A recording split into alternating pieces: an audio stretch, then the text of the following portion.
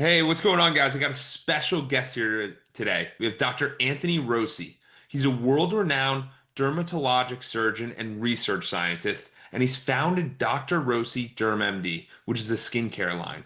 Dr. Rossi, we're so excited to have you here today. How did you get into skincare? Like, where did that come from? Sure. So skincare for me is a natural extension of what I do on the daily. I'm a dermatologic surgeon, dermatologist, and so I'm always treating people's skin issues, helping them maintain better skin health, and really just always taking a deep dive into their life and skin needs. So for me, creating skincare formulations that targeted aging in a completely new way through this mechanism called TRPV1 and combating inflammatory aging was something I was super passionate about and wanted to really give people something that wasn't there yet. So for me, it's a project of love, but also exploration and creativity. Absolutely. And most people would sit there and go, wait a second. So you're telling me you're a world-renowned dermatologist and you're a research scientist and you want to do the skin? Like, why would you even consider doing multiple paths? Because there's a lot of people who sit there and go, hey, you're a doctor, like, enjoy your life. Yeah, well, my mom gave me that title, world-renowned dermatologist, by the way. No, but it is a good question. Why, do something hard, really hard, when you already have something very stable? So I've always been someone who wants to progress in not only their life, but, in challenging aspects of life. I really like to push my limits on what I can do creatively, but also in a challenging way. I really thrive off of a challenge. And I think for me, I really enjoyed med school, for example. And med school is really hard. How, You how know, was that journey compared to like most of the other students? I think there's different types of students, obviously. There are some students who really take a challenge and, just thrive on it. They love the challenge, they go after it. This is for me, I try to attack it head on. I don't want the challenge to overcome me. I want to overcome the challenge. Yes. There are other people that are really like, wow, this sucks. Like med school is really hard. It's going to be like a bad 4 years.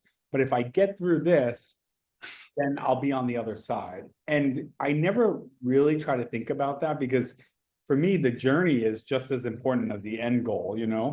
And if you are always miserable through the journey, you're going to be miserable afterwards, too. I, And so I, yeah. I think you have to enjoy the journey and the challenge because that's most of it.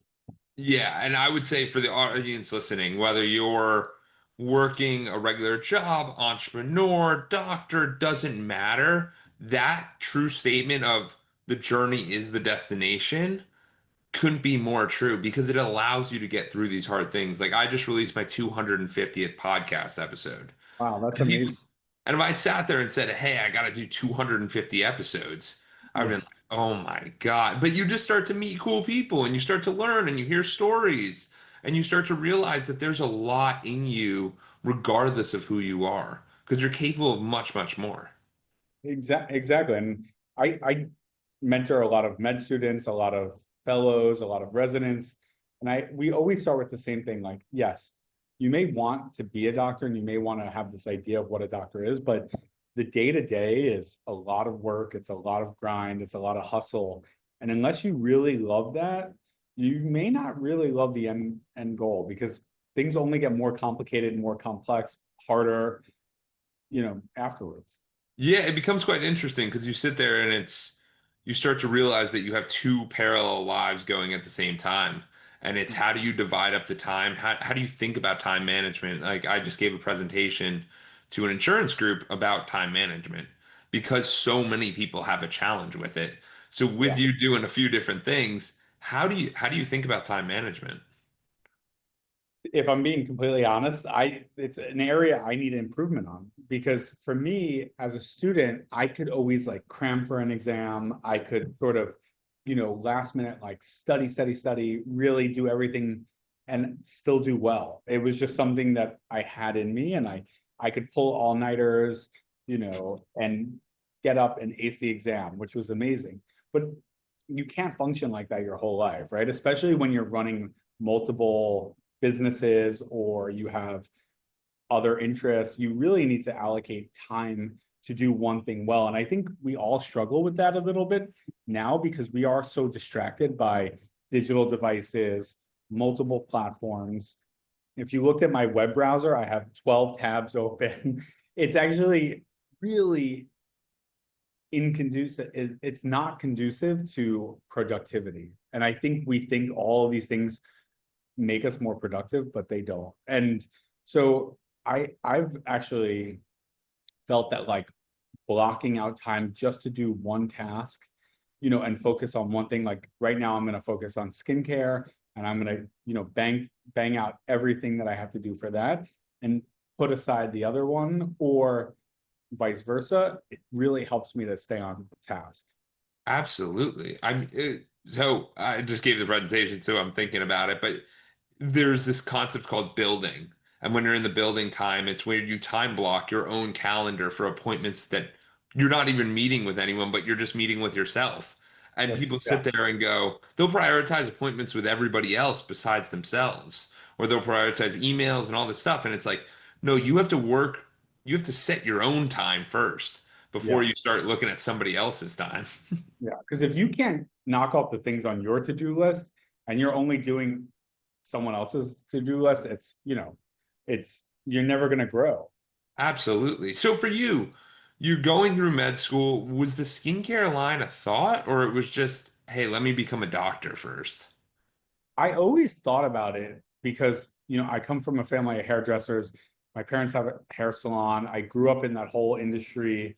Products really meant things, right? I would see my parents use certain styling products for certain people, and they really tailored it. So growing up in that world, I really thought like, hey, the end the end person, the consumer, can really benefit because of X, Y, and Z. But I didn't want to just do something that was sort of like very similar to what else is out there. I wanted to create something that had intention. So I did take my time and formulating all these skincare formulations, especially targeting this receptor called TRPV1, took a lot of time. It took years. I had to find chemists and find manufacturers that would work with me to take out, to omit like all the bad ingredients that I didn't want in these formulas that are out there, available over the counter. So, so explain this for like the simple person. What Yeah. is going on with the skincare industry and like even sunscreen like is this good for us? Because I know we want sun protection. Like, how do we think Yeah. about that? Well, so the thing about skincare and sunscreen is that there's just so many products out there, and most of them are just very much similar. They use the same base formulas. They're white labeled, meaning like someone just makes a formula and then like people slap their name on it. They're using the same base preservatives, same base ingredients. They may change fragrance and such. They'll change packaging, of course, but it's all the same. And there's a lot of sunscreens out there too that are very similar. So for me, that wasn't something I was interested in. I didn't want to white label anything. I wanted to create new products that really are effective. We call them medical grade skincare. They have clinical trials that are backed, Oh that are wow. backing them, yeah.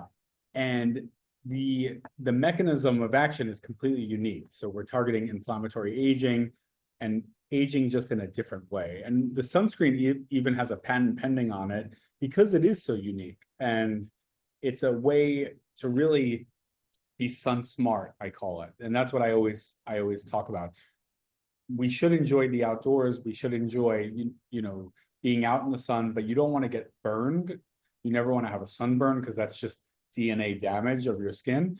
And you can be sun smart. You can wear sunscreen, sun and use sun protection and not get burned while you're outside.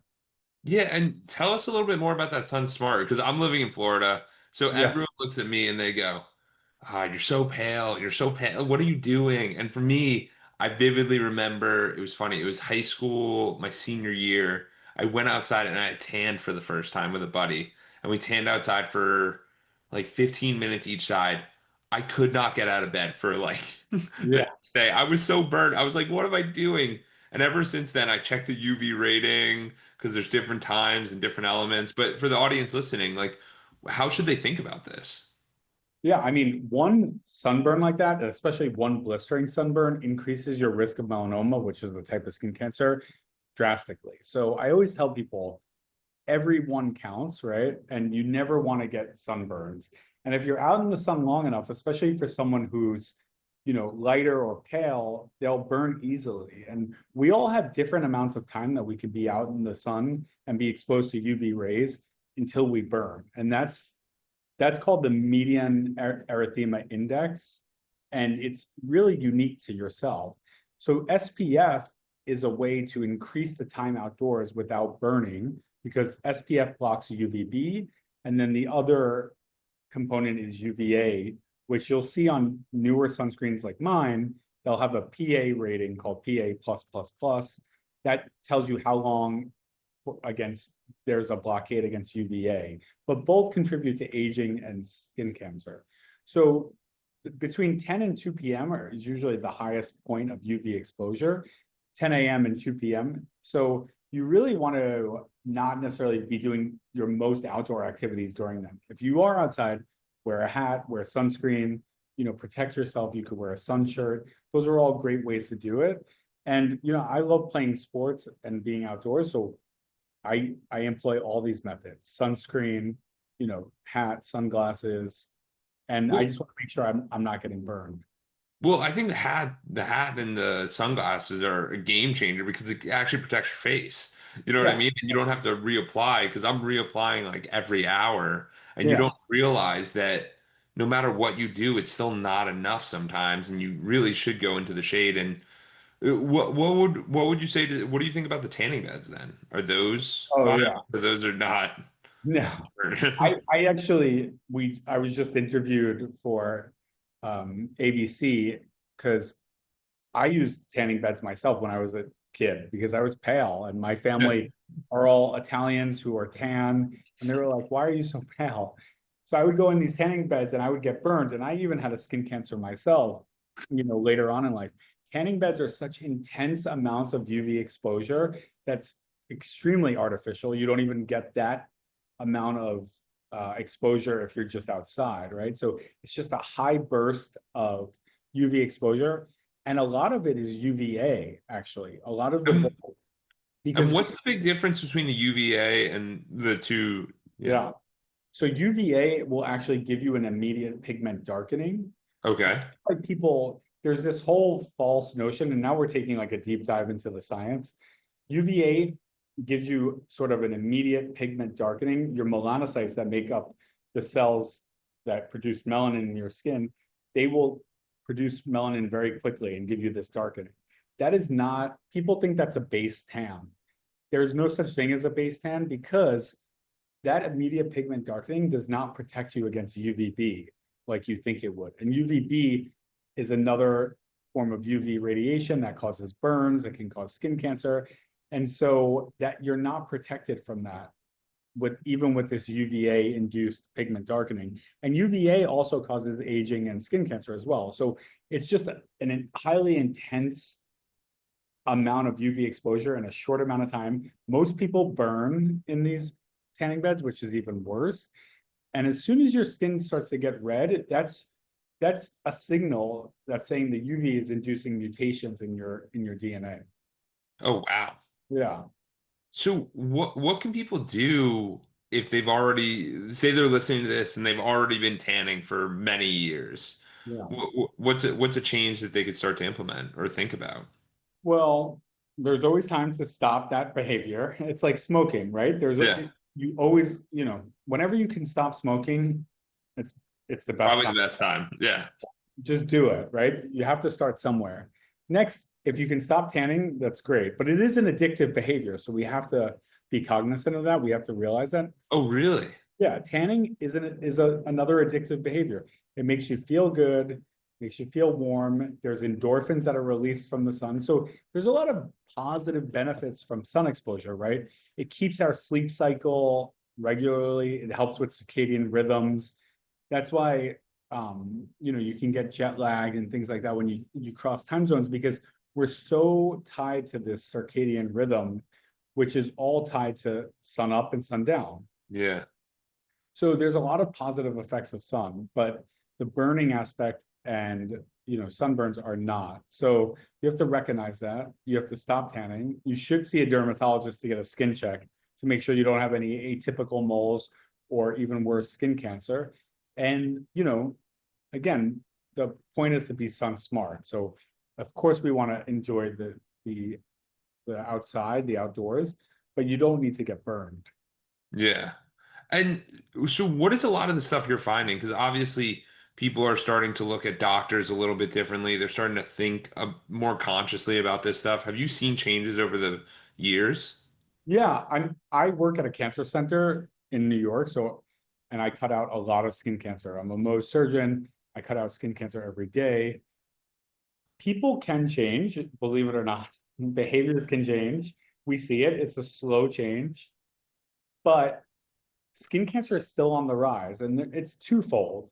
There's more diagnosis of it because more people are aware, so more people are going to the dermatologist. But there's still the actual exposure to the UV, where people are traveling more, they're outdoors, they're still being exposed to UV. So skin cancer incidence, unfortunately, is still going up. Oh, But wow. we are detecting it early, and the more people go and get skin checks, the more opportunity there is to detect it. Absolutely. So, for you, you get such a high level in regard to your doctorate and all of those, you have the validation. What made you feel comfortable enough to go and be a beginner again with going into the skincare? Because I know a lot of people listening are like, I've had people who, funny enough, I'll share it real quick, but I've had people literally come and they're like, I'm great at this. And then I'll try to go skiing with them and they've never skied before because they live in Florida. And they're like, why am I so bad? Like this 3-year-old's better than me. And it's like, you haven't done enough reps. So it's hard to like go back to that beginner mode, but I think that's what allows us to grow. Absolutely. Like I enjoy the challenge. I knew it would be a challenge because I have no formal marketing skills. I never took a marketing class in my life. As a physician, as a doctor, we don't think about marketing, right? We think about facts, science, clinical trials, results. And that's how I went into the skincare game, with my mind focused on. I was like, I'm going to make amazing formulations that have never been seen before, target a unique receptor that's not been targeted, come up with clinical trials, do those clinical trials. They showed great results, and boom, there you have it. But no, there's a whole nother aspect of direct to consumer marketing that you don't even think about. And that's really what drives sales, right? Is like, how do you target consumers that want to learn about the science, want to know about what you're doing, care about what you're doing, and really invest in great products for themselves.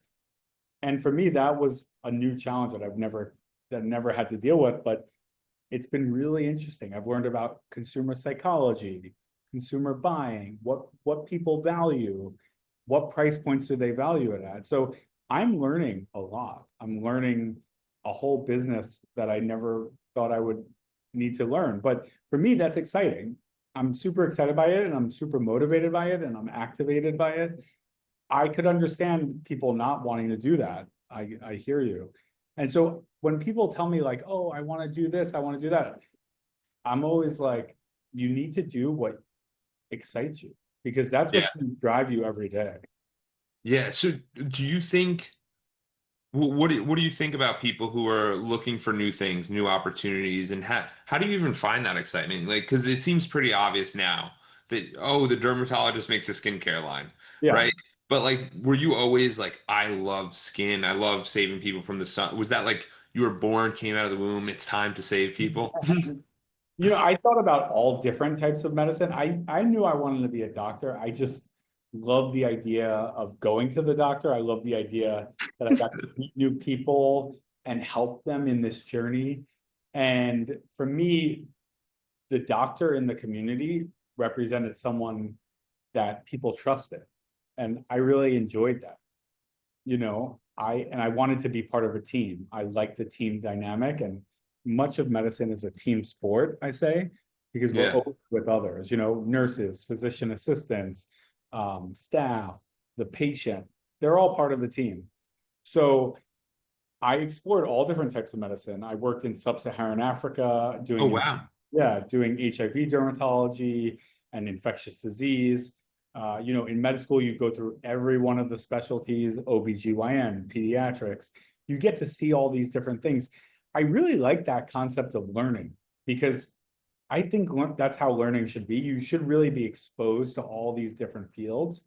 I wish I was exposed more to like business and marketing, but sometimes we just like pigeonhole ourselves so quickly Yeah. that you don't get the exposure. So for me, I think it's important for people to have exposure to all these different things, and you're gonna naturally gravitate towards the thing that interests you the most. Absolutely. And I think it's important for people to realize that if you don't have that thing right now, there's still things out there that can help you get there. Oh yeah. And it Uh, shouldn't, yeah. yeah. Especially with the internet. Exactly. Like I literally started this podcast 5 years ago. I was 24, and at that time I was like, I don't know what I'm doing, but I want to talk to cool people. How can I go about that in a way that they'll say yes? So Yeah. then you start to realize like, hey, there's different opportunities here. And for you, Anthony, I know you've traveled a good amount. Yeah. How have you thought about travel, and what do you think people should do if they've never like, should they travel? Is it something they shouldn't do? Should they save money? Yeah, I know. It's interesting because some people get really energized and invigorated by seeing new places, and I do as well. I love exploring different countries, meeting locals, just experiencing the culture because I think we can benefit from that cultural exchange. For me, I like going to more remote places that maybe are off the beaten path. I work in many different sub-Saharan African countries. I've learned a lot just like living there and like doing day-to-day activities in different places where you don't have these comforts of Western world of the US, right? We didn't have electricity for most part of the day. There wasn't running water. It's it can be really uncomfortable too, just physically uncomfortable. But for me, that helped push me and realize like, I don't need all this stuff to, function, right? I can still interact with other people. I can still, have a good time. I can be by myself, which I think is something we really all need to learn how to do. And those were great moments for me to just like push myself and also expand my horizon. No pun Yeah, a- intended. absolutely. But it also grounds you in gratitude, so that Yes. when you do turn on the water, you're like, thank you. Like I, Yeah. I remember hiking the Inca Trail, which is 4 days in Peru and Machu Picchu with four buddies. Dude, there's like no bathrooms on the trail. There's like no water. We didn't shower, and it's Yeah. as soon as you get to running water, you're like, thank you. Like Yeah. I This is don't know what I it. had to do for this, but I Yeah. appreciate this. Thank you to those Romans who built the aqueducts to bring water into I mean, civilization is just a unique, uh, also like just mind-blowing thought, right? Like think about all these civilizations that came before us that we built upon, and now we're here in this super modern world using computers, using the internet. You can learn so much. I see my niece and nephews use computers in such and their phones in such a different way Yeah. than how I, started using them. And it's just amazing to see how their mind works, how they problem solve. So it's really cool. And for me, travel is worth it, right? Seeing all these new places. I could understand why some people rather, stay home and be, they're very Yeah. comfortable in their environment. But I do think there's something special about seeing our world around us, right? If you're Elon Musk, you're going to Mars, right? Like that's his travel, right? But for me, like just seeing the world, like I was just in Asia, I was in Shanghai, I was in Korea for my skincare, I was in Hong Kong.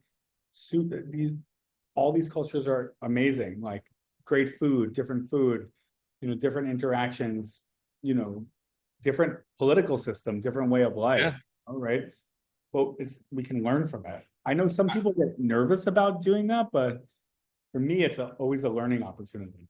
Absolutely. Last year we did me and my wife did 7 weeks in Europe and we were Nice. working remote. And during that time, what ends up happening is people go, oh, like, aren't people going to need you?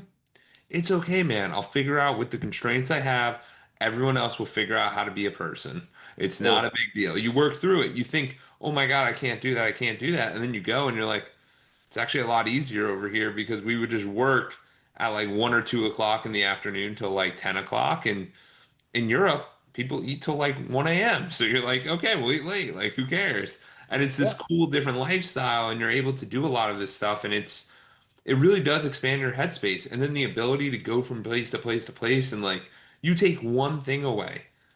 First of all, you're getting the memory dividends, like, which you can always reference and people connect on those, and those are super exciting. But it's also this idea of like, I've actually created something that's empowering me. And I know when I reflect back on my year, I'll be like, this was a highlight of the year.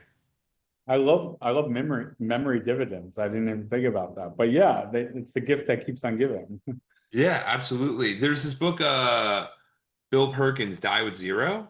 He did, Okay. you should definitely check it out. I mean, you probably already kind of live I've it. heard, but I didn't read it. No, I'll So check it pretty out. much the whole concept is this idea of how do you get the most out of life?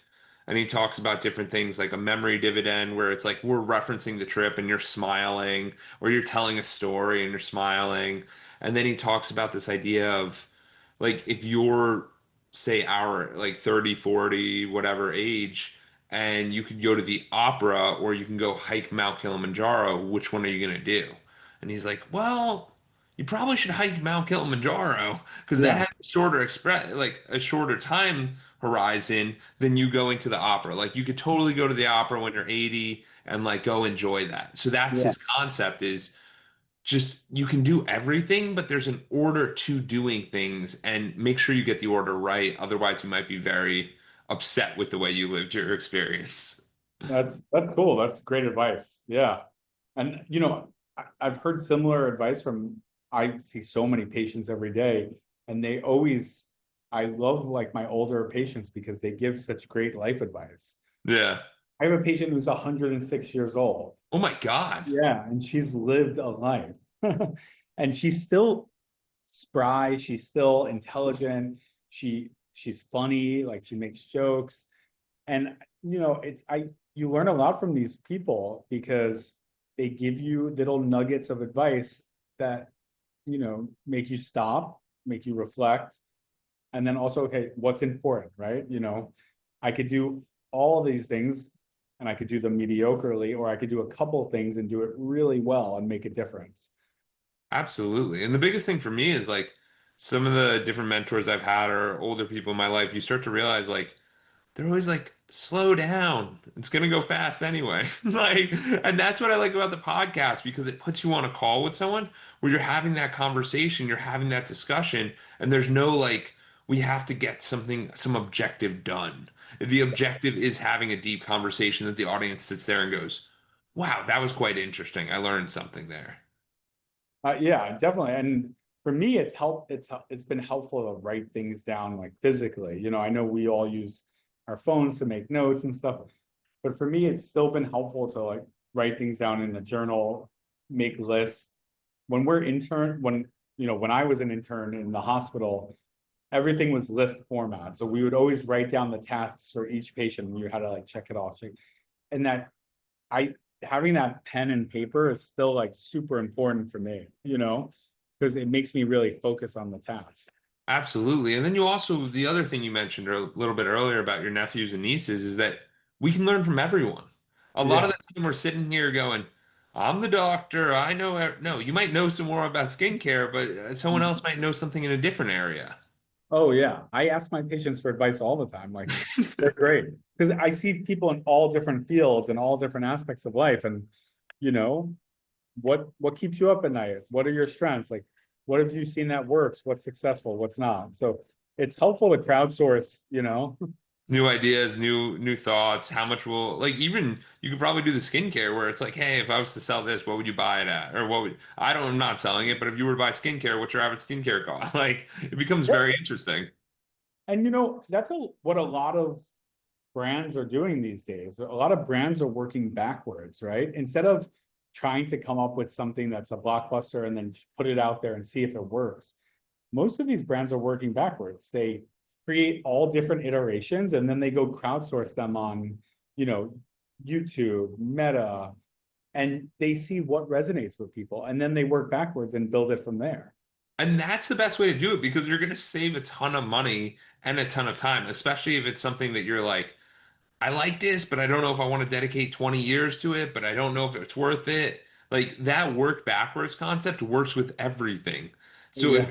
if you're even if your objective is like, I want to find more friends, okay, where do friends hang out? What kind of friends do I want? Do I want drinking friends? I'll probably go to the bar. Do I want running friends? I might go to a run club. Like, and you Yeah. start to realize like but the key there is to be intentional with whatever you want to do because we only have so much time in our life, so we have to be intentional. So at And Edwards, oh, you can go. well, I was gonna say intentional and lock it in. Like you gotta lock it. You gotta You got be to lock in. You got to clock yeah. in. Yeah, no, you have to. So at Edwards Consulting, we have five pillars. It's mental health, physical health, community service, philanthropy, spirituality, and relationships. So what been doing with the guests, and I do this with all my clients, is I ask them on a 1 to 10, where are they at today? August 1st, you might have had a big night, you might have a lot of travel, I don't know. But where are you at today? So on a 1 to 10 for mental health, how are you feeling, Anthony? Like on a 1 to 10? Mental health, August 1st, I feel 9.5. I feel great. Really? Yeah, yeah. Why are you at a 9.5? And I say that just so that the audience listening can go, what can I do that Anthony's doing right now to change my mood if maybe I'm at a 4? Yeah. So for me, I'm a creative person in general, but I also like structure. And this week for me was a great week. Like I worked out, I work out every morning. That structure really helps to just like set my day. Like, Absolutely. it's a time like early in the morning where I don't like look at my phone. I don't look at anything, but I work out with a training group called Exis, and they really help me because it's like a one-on-one. What's going on with Exis? What is that? Is that like a personal trainer or is that like a It's a group of personal trainers, exis.life, that's the website, and you get personalized training one-on-one. It's training for longevity, it's training for sustainability. It's not just training for aesthetics, right? Like you want to look good, of course, but you really want to feel good. You want your joints to work, you want your body to move, and it's overall health. So for me, starting the day with them is just a game changer. I've been doing it for a couple of years now, and it's really helped me sleep better, eat better, and just be mentally sharp. Because I then love from that, I go straight to operating and doing surgery and seeing patients. And you really need to be in it. locked in, right? Like you're operating on people, which is a gift and it's a huge responsibility. So they're expecting you to come, with your best, right? This is not like a dress rehearsal. So, it's really important for me. And that when I feel good physically, I perform really well. And this week is great. I had a pop-up shop in the Hamptons for my skincare line last weekend, and that performed really well. So that was like, a good high. And these things come in waves. So yeah, when you ask me like mentally, I'm great. So I think it's important for everyone to realize here that Anthony pulled out three different things that occurred that were wins for him that could have been minor things, but you don't have to just be like, "Oh my God, I got the biggest deal of my life today. Now I'm happy." It's Yeah. I'm happy with the process and I'm Yeah. happy with doing this every single day. So physical health for you. I'm guessing I know where it's going to be, but physical Yeah. health, how you feeling? Good. I mean, I'm a little sore because I worked out hard. So, we're at an 8, but I I've been doing a lot more of dry sauna, which I Oh thought wow. would really help me recover faster. And I think that's another thing that I'm sure you coach on as well, is like you have to build in recovery, right? And it's not just physical recovery, it's mental recovery, emotional recovery. There has to be a period where there's a little lull, right? And so Of using course. sauna like after a workout is really helpful because A, it's hot. The heat really helps loosen your muscles and your joints. And, it's also another time just to like be quiet and recover. Yeah, and be present. And I see that are you wearing an Aura ring? I am, yeah. Yeah, I wear the Fitbit, and like either Yeah. what, regardless, you just if you track your stuff, it Yeah. helps you process of like, oh, it's a revalidator. I had a good night's sleep, or I had Yeah. a good exhausting my body. Like I hit the goals. Like I did well because we sit there sometimes and we just base ourselves off. I feel all right, and it's like you don't Yeah. know because you don't measure and monitor, which is Yeah. definitely something really big. What I find really interesting about this world, the wearable tech and the fitness Yeah. is it helps to bring about change if you're on the mental like track to change. And we say this in medicine a lot because as physicians, like we're always, giving advice like try to cut down smoking, try to cut down alcohol drinking, improve your exercise, improve your nutrition. But we have to meet the patient where they are on this cycle of change. If they have no insight into like what's good and what's bad and what's harmful, they're never going to change their behavior, right? But at some point they start to realize, and on this cycle, there's more willing and acceptance to change. So you really have Well, to meet people where they are. 100%, but it's even the point of like, how do you even do that? And I think a big example for everyone listening is like Dr. Anthony. What he does is he does skin care, like he focuses on the skin. Yeah, So I sat there and he's like, okay, like skin cancer. I don't, okay, what I get it, but then he's like, no, like people are addicted to the skin, addicted to the sun, like they're yeah, addicted to cigarettes and smoking. Now I have the neurons in my brain connecting, like, oh my God, tanning cancer. Interesting. yeah, Tanning, smoking. Interesting. Because you start to connect these dots, and sometimes you just got to hear it a little bit differently where it lands for you, and you're like, that makes sense. And when you have that aha moment with people, it's game changer. yeah. It's the same, in retail and in skincare, like usually consumers have to touch the brand in some way, like Of seven course. times, people say before they commit. When they're trying to decide, like, do I buy this? Do I not? They need to come into contact with the brand, people say on average like 7 to 9 times. Same thing in medicine. You have to like drop these little nuggets of knowledge. They're not going to maybe not pick it up on the first time, but over time it'll start to resonate. Absolutely. Like the 106-year-old, you've been Yeah. dropping it since she was 92. She's finally picking it up. I'm just messing around. But Yeah. but it's true. If you keep going to the doctors and you keep hearing the advice, you're going to start to connect the dots a little bit. And it's not, no one wants to bring you down. They want to bring you up. Yeah, it's all about helping the community, right? Like we're all helpful to each other, and so, like your podcast, your consulting, it's helpful to people to hear it from someone else who's struggled through the same thing, maybe. Absolutely. And it's sometimes just the voice. So that's why a lot of the parents that listen, you might be right. You probably are right, but your kid can't hear that because they see you every single day. So they're conditioned by what you say. And unless you're getting external validation from these things and your kid validates who said that, it doesn't land. Yeah, So what I've actually done sometimes if I want to get a concept across and I'm not seeing it land, I'll send a video of someone else talking about it. Hey, what do you think of this person talking about it? It's the same idea, but same idea. it lands a little bit better because it's not from you. I love that. Yeah, that's great. So the third pillar is community service and philanthropy. How do you Okay. think about that? We have some people who are like, I'm not even sure what that means. Some people are like, I'm active. How do you think about that? I think we owe it to humanity. I know this is a lofty idea, but like we owe it to our fellow humans and animals. I have two dogs. That you have to give back to the community in some way, shape, or form. That doesn't necessarily always mean like monetarily. It could be time, it could be expertise, it could just be, showing up and being present. I think we have to give back to other people because it gives you purpose too in life. Absolutely. Yeah, and for an example, like I have a coaching client and he's a fitness coach and he was talking about how he wanted to give back to this facility that he was a part of. It was like a workout thing, kind of like people going through a challenging time and he was like, "Yeah, like when I make more money, I'll go give more money." And I'm like, dude, you have a skill set here. Yeah, Just yeah, go there totally. and do a free Yeah, workout class. And yeah. he's like, what? He's like, that's amazing. And now he's like going through the process. But you start to realize I share that just because there's a lot of people here that have skills. They're just, oh no, people don't want to hear that. They don't want to learn. There are 8 or 9 billion people on the planet. Someone wants to hear what you got to say. Like, so For go help sure. them.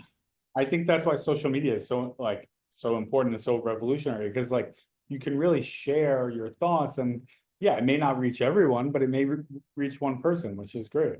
Absolutely. So the fourth pillar is relationships. These could be business relationships, personal, wherever you want to keep them. But what do you think about your relationships? Yeah, I'm always trying to improve my relationships, both friends, personal, family. For me, because time is so constrained, and there's so many things going on, I could do a better job of reaching out, um, being present with family, not doing work at the same time. So I always have to make a conscious effort to slow down and be present with the people that I love and care about and I'm fortunate enough to call my friends and family. So for me, that's always it's hard. Like I need to work on that. So I'm like at a 7, 6, 7. Yeah. Yeah, no, I mean, it's Great. something that a lot of, especially as we get bigger and bigger and bigger, and there's so much stuff going on, it's how do we think about this logically? Yeah. And like what I've helped people with a little bit is like, if they have a commute, okay, that's a good time to call a friend. Like Totally. if they're doing that, like if there's any wasted time, there's a good time to like connect with someone or like Yeah. pick up the vibe or see how they're doing or what's going or just shoot them a text. It all comes down to you don't need to always be in contact with people, but when you're with them, which is a thing I really like that you brought up. Yeah. It has to be meaningful and like be present. Absolutely. And then the last one's spirituality. So some people agree, some people are not. It could be religion, it could be meditation, it could just be like you're in the ether. What do you think Yeah. about spirituality? Yeah, it's so for me, I went to a Catholic high school. I was raised Catholic. For me, it's not so much about the religion, it's more about the spirituality. And I think the underpinning of all of these religions and belief systems is you're a good person, like to humanity and to others. It's the values. It's the values. And I was just in China and I went to visit some of the temples there, which are beautiful. And you see people praying, you see people, just, walking around and seeing like all the ancient statues and seeing the relics. And, different religions have different, iconography, but it all conveys the same message, which is, reflection, mindfulness, be a good person, you know, humbleness, really trying to just become centered and and at peace with yourself but with others too. So I think spirituality is really important. You Yeah, have to, yeah, I completely agree. I think it's the values underpinning how it is because it's basically a playbook. Because yeah, most of us aren't even aware of what values we have. So we yeah, go, that's BS or that's good or that's bad. Like you don't even realize it, but you have ingrained values just through your community, through your lifestyle, through everything. And that church, that temple, those areas, those cause you to think a little bit differently. yeah. And but eventually you're going to sit there and go, I have these values. I think it's bad to murder people. Okay, that's probably a good value. Like, it's Great probably a value. good one. Yeah, yeah, So you start yeah, to sit there and realize, like, hey, I like this or I don't like this, and that's okay either way. But it's really deciding on the values that you and your family want to have. yeah. I'm less about the rules of a religion and like having to believe in one certain thing. Yeah, I'm more so about the underlying, message and the ethos about how to live a really, a beautiful fulfilling. life. Yeah, absolutely, absolutely. Anthony, this has been incredible. I appreciate you sharing all this. Where Oh, can people learn more about you, the skincare line? Where can we learn about that? sure. Of course, like the internet. So my website is rossiderm.com, Rossi derm.com. And then I'm on Instagram as Dr. Anthony Rossi. And also my skincare line is Rossi Derm MD on Instagram. On YouTube, I also have a podcast. So you can catch me everywhere. Awesome. I really appreciate the time. Thank you. No, I love this. It gave me good reflection as well. So now I'm going to reflect on this time. Awesome.